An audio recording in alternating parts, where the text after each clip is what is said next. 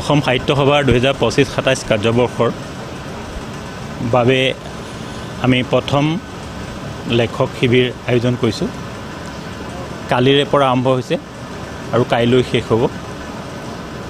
ৰাইজৰ অভূতপূৰ্ব সঁহাৰি, বিশেষকৈ পাঠক সমাজৰ অভূতপূৰ্ব সঁহাৰিয়ে উদ্যোক্তা হিচাপে আমাক গৌৰৱান্বিত কৰিছে।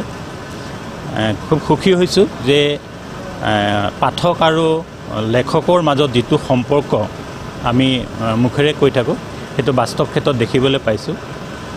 নগাঁও আঞ্চলিক কাৰ্যালয়ৰ অন্তৰ্গত আমাৰ হোজাই জিলা সাহিত্য সভা, নগাঁও জিলা সাহিত্য সভা আৰু মৰিগাঁও জিলা সাহিত্য সভাৰ তিনিখন জিলা সভাই অতি আন্তৰিকতাৰে এই অনুষ্ঠান আয়োজন কৰিছে।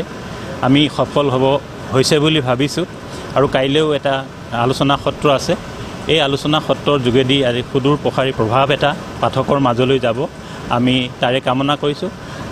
আশা কৰিছোঁ যে অসম সাহিত্য সভাৰ আমাৰ কাৰ্যনিৰ্বাহক সমিতিখনে যিটো বাস্তৱ পদক্ষেপ গ্ৰহণ কৰিছে যে সাহিত্য সভা আৰু লেখকৰ মাজত সুসম্পৰ্ক গঢ় দিবৰ কাৰণে যি প্ৰচেষ্টা কৰিছে সেই প্ৰচেষ্টা ফলৱতী হৈছে বুলি আমি নিজে অনুভৱ কৰিছোঁ আৰু আশা কৰিছোঁ সকলোৰে আমি সহায় সহযোগিতা আশা কৰিছোঁ যাতে আগন্তুক দিনসমূহতো অসম সাহিত্য সভা এটা সঠিক দিশত আৰু সঠিক পথত আগুৱাই যোৱাৰ ক্ষেত্ৰত অসমবাসী ৰাইজৰ আমি সঁহাৰি লাভ কৰোঁ।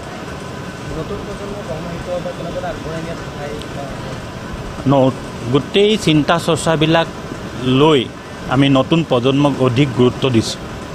যে আপোনালোকে দেখা পাইছে যে ৰামধেনু উপসমিতিত আমি প্ৰতিভাৱান বহু সংখ্যক ছাত্ৰ গৱেষকক আমি অন্তৰ্ভুক্ত কৰিছোঁ আৰু তেওঁলোকৰ যোগেদি আমি মহাবিদ্যালয় বিশ্ববিদ্যালয়সমূহলৈ যাম আৰু আমি এটা সিদ্ধান্ত গ্ৰহণ কৰিছোঁ যে অসমৰ বিভিন্ন মহাবিদ্যালয় আৰু বিশ্ববিদ্যালয় আমি শাখা গঠন প্ৰক্ৰিয়াৰ যোগেদি ছাত্ৰ ছাত্ৰীসকলক, যিসকল ছাত্ৰ ছাত্ৰীয়ে অধ্যয়ন কৰি আছে মহাবিদ্যালয় বিশ্ববিদ্যালয়সমূহ, তেওঁলোকক শাখাসমূহৰ যোগেদি আজীৱন সভ্যৰ যোগেদি অসম সাহিত্য সভাক অন্তৰ্ভুক্তি কৰি আমি অসম সাহিত্য সভাৰ লগত তেওঁলোকক সম্পৃক্ত কৰিব বিচাৰিছোঁ আৰু এতিয়া বহুত সঁহাৰি পাইছোঁ। বিশেষকৈ আমি শিলচৰলৈ গৈছিলোঁ অলপতে, অসম বিশ্ববিদ্যালয়ত আমি শাখা গঠন প্ৰক্ৰিয়াও আৰম্ভ কৰিছোঁ, ইতিমধ্যে প্ৰক্ৰিয়া চলি আছে। আমি আশা কৰিম অসমৰ প্ৰত্যেকখন বিশ্ববিদ্যালয়তে প্ৰত্যেকখন মহাবিদ্যালয়তে এখন শাখা গঠন হ'ব আৰু ছাত্ৰ ছাত্ৰীসকলক অসম সাহিত্য সভাৰ লগত সহযোগিতা কৰিবলৈ মহাবিদ্যালয় কৰ্তৃপক্ষ আৰু বিশ্ববিদ্যালয় কৰ্তৃপক্ষই সুদূৰ প্ৰসাৰী ব্যৱস্থা গ্ৰহণ কৰিব। বাইদেউ উপস্থিতি আমাৰ অনুষ্ঠানটোত সোণত সুৱাগা ছোৱালে আমি উদ্যোক্তা হিচাপে যথেষ্ট গৌৰৱ অনুভৱ কৰিছোঁ। আপোনালোকে নিজেই দেখিছে অগণন পাঠকে তেখেতৰ প্ৰতি সদিচ্ছা প্ৰকাশ কৰিছে, আদৰণি জনাইছে।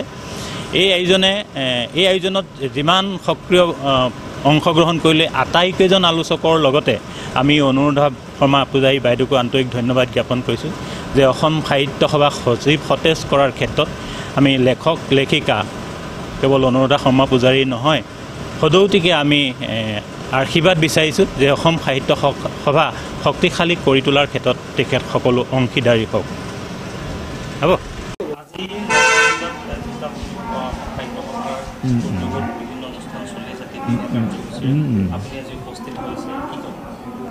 মই আচলতে 4 তাৰিখৰ পৰাই আছোঁ নগাঁৱত বাহৰ পাতি। আমাৰ যিটো উদ্দেশ্য আছিলে যে মই সভাপতিৰ অভিভাষণটো কৈছিলোঁ যে আমাৰ নতুন প্ৰজন্মৰ লেখক লেখিকাসকলৰ লগত আমি ভাৱৰ বিনিময় কৰিব লাগে। সেই কথাটোকে আমি কাৰ্যত পৰিণত কৰিছোঁ এটা কাৰ্যসূচীলৈ নগাঁৱত 6, 7 আৰু 8 তিনিদিনীয়া কাৰ্যসূচীৰে আমি এই লেখক শিবিৰ পাতিছোঁ। ইয়াৰ আগতে 1973 চনত অসম সাহিত্য সভাই লেখক শিবিৰ পাতিছিল। এইটো প্ৰায় 80 চনলৈকে চলি আছিল। তাৰপিছত আৰু এই লেখক শিবিৰৰ ধাৰণাটো প্ৰায় নাইকিয়া হৈ পৰিল কাৰণে যেহেতু আমাৰ নতুন প্ৰজন্মৰ আজি যিকেইজন আহিছে বা কালি আহিছে পৰহি আহিছে এই সকলোৰে লগত আমি সন্মিলিতভাৱে তেওঁলোকৰ মনৰ কথা বুজ লৈছোঁ। তেওঁলোকৰ কি সমস্যা আছে, কি সমস্যা নাই, তেওঁলোকৰ কিতাপ কেতিয়াবা সমালোচনা হৈছে নেকি, এনেকুৱা ধৰণে আমি লৈছোঁ আৰু বিষয়কেইটা লৈছোঁ গল্প, উপন্যাস, চুটিগল্প আৰু নাটক। নাটকৰ ক্ষেত্ৰতো কাইলৈ হ'ব।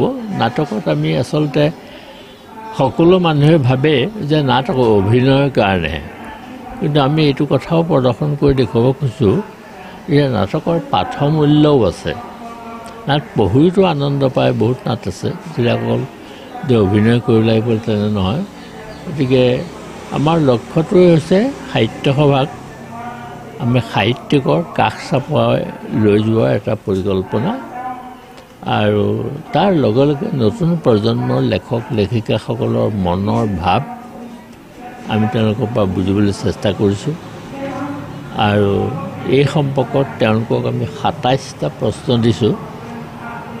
কবিতা, গল্প, উপন্যাস, নাটক 4টা বিষয়ৰ প্ৰত্যেকটো বিষয়তে ২৭টাকৈ প্ৰশ্ন আছে, আৰু এই প্ৰশ্নখিনিৰ উত্তৰ আমি তেওঁলোকৰ পৰা বিচাৰিছোঁ, আৰু এইখিনি গোটেইখিনি লগ লগাই আমি এখন কিতাপ যুগুতাম।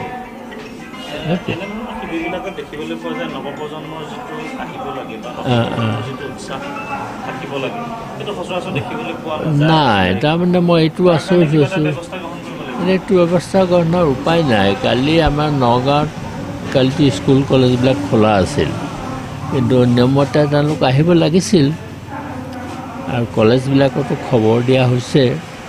কলেজৰ যিখিনি ইউনিয়ন আছে ছাত্ৰ সন্থা, সেইবিলাকতো খবৰ দিয়া হৈছে কি নতুন প্ৰজন্ম অহা নাই, কিন্তু যিসকলে ইতিমধ্যে কবিতা লিখিছে, নাটক লিখিছে, গল্প লিখিছে, প্ৰায় তেখেতসকল আহিছে। আমাৰ আজি এটা একেলগে 2টা কাৰ্যসূচী চলি আছে। এটা চলি আছে জিলা পুথিভঁৰালত আৰু এটা ইয়াত চলি আছে। মই ভাবোঁ ইয়াৰ পৰা এটা ইতিবাচক সঁহাৰি আমাৰ লেখকসকলে পাব। আজি সঞ্চালনা কৰিলোঁ উপন্যাস সাহিত্যৰ বিষয়ে অসম সাহিত্য সভাৰ নগাঁৱত অনুষ্ঠিত এই সভাত। খুব ভাল লাগিলে আৰু অতি মননশীল ভাল আলোচনা হৈছে বুলি কৈছে। গতিকে এনেধৰণৰ আলোচনাই মই ভাবোঁ আমাৰ যিসকলে নতুনকৈ লিখিবলৈ লৈছে বা সম্ভাৱনা থকা নতুন প্ৰজন্মৰ লেখক লেখিকা বা পুৰণা প্ৰজন্মখিনিক সকলোকে উপকৃত কৰিব বুলি ভাবোঁ। আজি আলোচনা সত্ৰত আমাৰ ভালেকেইজন উপন্যাসিক আছিলে। তেওঁলোকে লিখিছে, ভাল লিখিছে। উঠি অহা প্ৰজন্মই ভাল ভাল উপন্যাস লিখিছে, গল্প লিখিছে, প্ৰবন্ধ লিখিছে। মই বৰ আশাবাদী তেওঁলোকৰ বিষয়ে। গতিকে তেওঁলোক আমাৰ ভৱিষ্যত ভাল।